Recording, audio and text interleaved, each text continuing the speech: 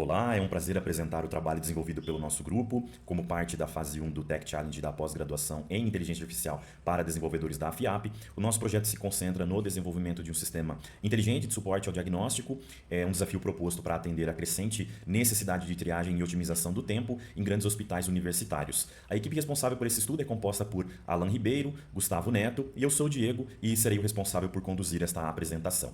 Vamos lá! Para essa primeira fase, definimos um objetivo muito claro, muito específico, que é desenvolver um modelo estatístico de classificação capaz de identificar a presença de doenças cardíacas ou de risco de doença cardíaca a partir de variáveis clínicas e demográficas. Para cumprir então esse objetivo, o primeiro passo foi a seleção e o carregamento da base de dados. Nós optamos por este dataset disponível no Kaggle, com 70 mil registros e cerca de 12 variáveis clínicas. A escolha dessa base se deu pela riqueza de informações que ela nos fornece. Lá nós temos idade, sexo, pressão arterial, nível de colesterol e etc. Usamos então o Python no carregamento dos dados e partimos aqui para a próxima etapa, que é o tratamento destes dados para criar uma base sólida para as análises e treinamento do modelo. A segunda etapa do nosso trabalho, a análise exploratória de dados, é uma etapa crucial para a qualidade e confiabilidade do modelo. O primeiro passo aqui foi garantir a consistência das unidades de medida, como por exemplo a idade que vinha lá no dataset em dias, a altura de centímetros para metros, alinhando com a base de padrões de análise clínica. O ponto mais crítico foi o tratamento dos outliers. Aqui a gente usou uma distribuição estatística de quartis, ou seja, o critério estatístico de intervalo interquartil, com a validação da plausibilidade fisiológica lá no final. Então, aplicamos, né, esse critério estatístico nas variáveis idade, na variável altura.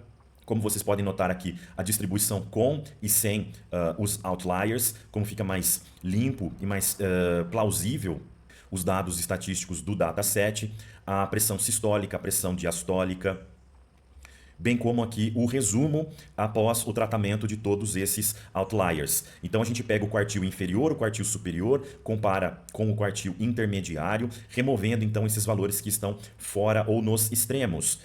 E aqui o que importa é esta tabela que nos mostra, por exemplo, que o critério APLOW é um dos que teve uma maior filtragem, ou seja, uma maior remoção de outliers, de valores que não fazem sentido neste tratamento. A remoção dos valores atípicos também entrou aqui na nossa análise. Feito isso, nós temos aqui 2 registros removidos que representam casos em que a pressão sistólica era maior do que a diastólica. Feito isso, nós analisamos aqui o impacto desta limpeza, ou seja, partimos de 70 mil registros para uma base sólida e filtrada com 62.500 registros válidos, ou seja, aproximadamente 10% ou 10,7% de remoção, garantindo aí um impacto positivo com padrões reais e consistentes de comportamentos destas variáveis para conferir uma robustez e precisão à modelagem dos dados. Também criamos aqui com Feature Engineering novas variáveis, ou seja, a variável índice de massa corporal, a variável de pressão média e também a variável de pressão de pulso.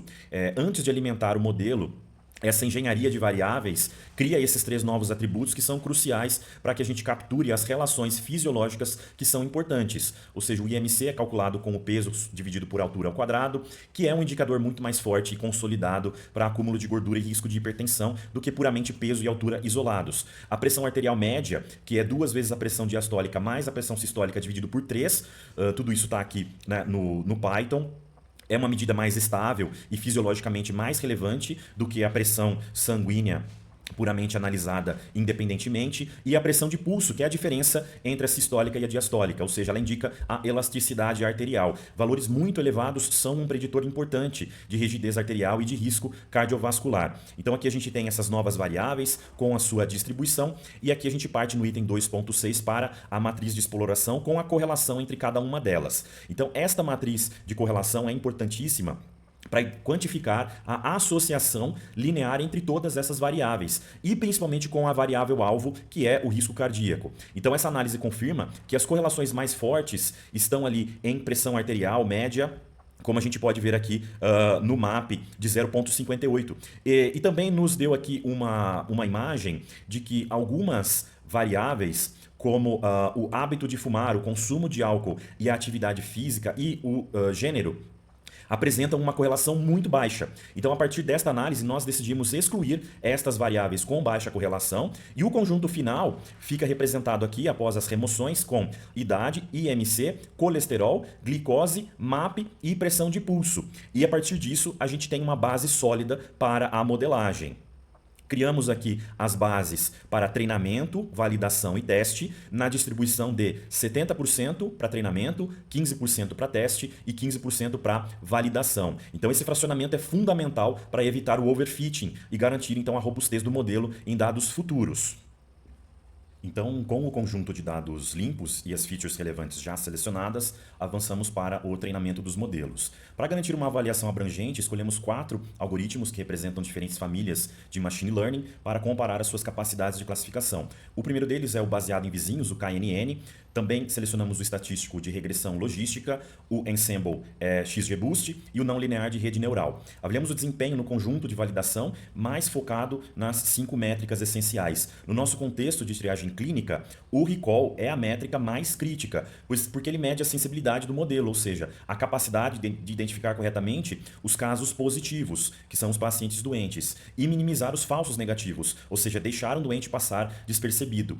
Então, a acurácia, que é a proporção de acertos totais, a precisão dos modelos, do modelo que previu os doentes, quanto acertou, o F1 score, que é a média harmônica entre a precisão e o recall que é a sensibilidade dos doentes reais, quantos o modelo detectou, e a AUC, que é a Area Under the Curve, ou seja, a capacidade geral de distinguir as classes. A gente pode verificar aqui também a curva ROC e a matriz de confusão de cada um dos modelos que foi representado aqui. Então, a curva ROC, que é o gráfico que mostra o desempenho do modelo em todos os limiares de classificação, comparando a taxa de verdadeiros positivos, que é a TPR, com a taxa de falsos positivos, que é a FPR. Então, quanto mais a curva se aproxima do canto superior esquerdo, ou seja, quanto maior for a área sob a curva, melhor é a capacidade discriminatória do modelo. Os nossos modelos atingiram um AUC consistente entre 0,76 no KNN e 0,78 no XGBoost, o que indica uma boa separação entre pacientes doentes e saudáveis. A matriz de confusão também permite visualizar onde os erros e acertos estão concentrados. Então ela divide as previsões em 4 quadrantes, ou seja, verdadeiro positivo, que é o TP, acertou que tem a doença, o verdadeiro negativo, que é o acertou que não tem a doença, o falso positivo, que é errou, previu que tem, mas não tem, ou seja, um alarme falso, e o falso negativo, ou seja, errou, previu que não tem, mas tem. Este, para nós, é considerado o erro mais grave. Então, avaliando aqui todos os modelos, né, os 4 modelos que nós usamos, nós chegamos aqui numa tabela comparativa para determinação, para seleção final de qual o modelo que nós utilizaremos para nosso projeto. Então aqui no resumo dos modelos, nós temos aqui a regressão logística. Ela apresenta uma boa acurácia de 0,716 e uma alta precisão de 0,74. Mais o recall de 0,654 significa que ele é cauteloso, ele deixa de detectar um número muito significativo de doenças. O XGBoost ele apresenta o melhor AUC, 0,783, junto com as redes neurais, indicando uma excelente capacidade de distribuição entre a acurácia e o recall, bastante equilibrados, sendo então um modelo de alto desempenho geral. O KNN foi o modelo com o menor desempenho geral. A acurácia foi de 0,75 e o AUC de 0,766. Servindo aí como uma boa linha de base. E a rede neural é a que apresenta a acurácia mais baixa, de 0,684, mais um recall de 0,832, o que é muito superior aos demais. Então, o recall de 83,2% da rede neural significa que todos os pacientes que realmente tinham doença, o modelo conseguiu identificar, ou seja, mais de 8 em cada 10. Em um contexto de triagem, onde o custo de um falso negativo pode ser inclusive a vida do paciente, o MLP é o modelo mais adequado. Por essa razão, a rede neural MLP foi a escolhida como o nosso modelo, confirmando essa conclusão, priorizando a sensibilidade e a segurança clínica, cumprindo com o nosso objetivo de criar uma ferramenta robusta para suporte à triagem. Muito bem, chegamos então à fase da interpretabilidade, que é fundamental, especialmente em aplicações clínicas, para garantir a confiança e a transparência do nosso modelo. Então, conforme demonstrado nas análises anteriores, a rede neural multicamadas, ou MLP, foi selecionada como nosso modelo final, por apresentar a menor taxa de falsos negativos. E aqui a gente aplica então a análise SHAP, que é uma técnica que se baseia na teoria dos jogos para quantificar a contribuição de cada feature para a previsão de um indivíduo específico. Então a gente analisa aqui qual foi o impacto de cada variável na decisão final do modelo para classificar como um paciente doente ou saudável. Então, um SHAP positivo empurra a previsão do modelo em direção ao risco cardíaco, enquanto um SHAP negativo empurra em direção à saúde. Para isso, fica mais fácil analisar os gráficos. Então, a gente tem aqui este gráfico que resume a importância global das variáveis para o modelo. Então, no eixo X, no eixo Y, aliás, a gente tem os features em ordem de importância decrescente, ou seja, o MAP de cima para baixo como sendo o mais importante, e no eixo X, o valor da variável para aquele paciente analisado, e o impacto daquela variável na previsão que empurra para a esquerda ou para a direita, ou seja, para a direita para risco positivo e para a esquerda para saúde, ou seja, para risco negativo. Os resultados do gráfico confirmam então a relevância dos nossos indicadores fisiológicos. A análise dos falsos positivos também entram aqui para entender onde é que o modelo falha e com o auxílio do SHAP. Então, os pacientes saudáveis que são classificados como doentes ocorrem principalmente quando a maioria dos falsos positivos se concentra em casos limítrofes, ou seja, os indivíduos com valores intermediários de pressão e colesterol e IMC. O modelo então se mostra mais cauteloso, preferindo emitir um alerta em caso de dúvida, o que é aceitável para um modelo de triagem. E os falsos negativos, que no nosso caso é o erro mais grave, ou seja, pacientes doentes classificados como saudáveis, ocorrem, né, nas redes neurais, no MLP, a menor taxa de falsos negativos, ali de 16,8% nos casos de doença. Então essa taxa se deve principalmente aos indivíduos que possuem a doença, mas que na base apresentavam valores baixos ou normais para as variáveis mais importantes, como idade mais jovem ou pressão mais controlada. Então o modelo não conseguiu detectar esses casos mais raros e incomuns.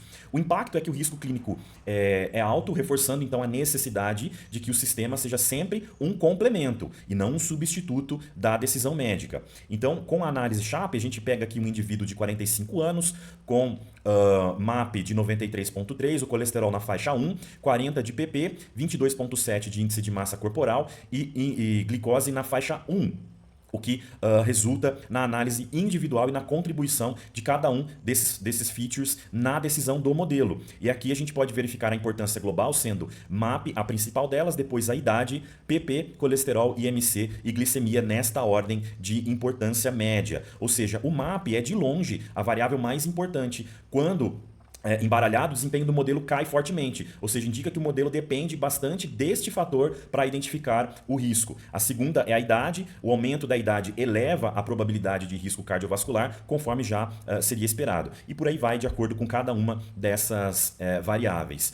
Aqui no tipo de distribuição, a gente nota que o caso correto entra aqui na maior distribuição, falso positivo, que neste contexto ainda, como eu mencionei previamente, é aceitável, e o falso negativo, que seria o caso mais crítico. Mesmo assim, em síntese, podemos dizer que o modelo de rede neural é o que tem o maior recall, uma capacidade discriminatória bastante robusta, com um AUC de 0,783, é o mais adequado para esse objetivo de triagem clínica. A análise SHAP confirma, então, que ele toma essas decisões baseado nos fatores clinicamente relevantes, como a idade, pressão de pulso e MAP, o que garante uma boa interpretabilidade necessária para esta aplicação prática no contexto hospitalar. A conclusão e a consideração final é que este estudo demonstra que é possível sim construir modelos preditivos robustos para o risco cardiovascular a partir dessas variáveis clínicas e demográficas. No nosso caso, o modelo vencedor é a rede neural, e sendo esta a escolha final, não pela maior acurácia, mas pelo maior recall de 83%. Essa sensibilidade então se torna crucial neste contexto de saúde, porque minimiza o risco de falsos negativos, ou seja, deixar de identificar um paciente com risco.